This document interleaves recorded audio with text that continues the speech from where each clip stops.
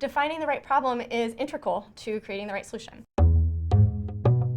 During the define phase, the group converges around a problem statement.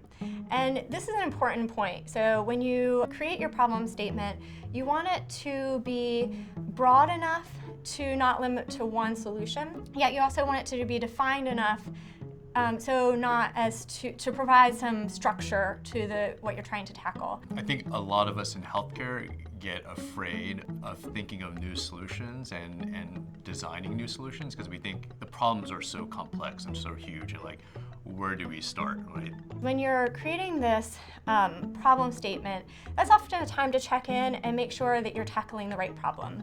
Often we think we understand a problem, but after going through this process of interviewing end users or talking and getting a better sense of what patients are going through, that it helps us to do this reframing of a problem. You know, I had a student who defined her problem. She said, how might I get to the gym more often?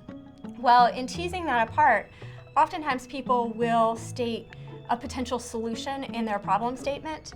And if you take one step back, you know, what actual problem would that be solving? Well, if I got to the gym, I might feel more energy.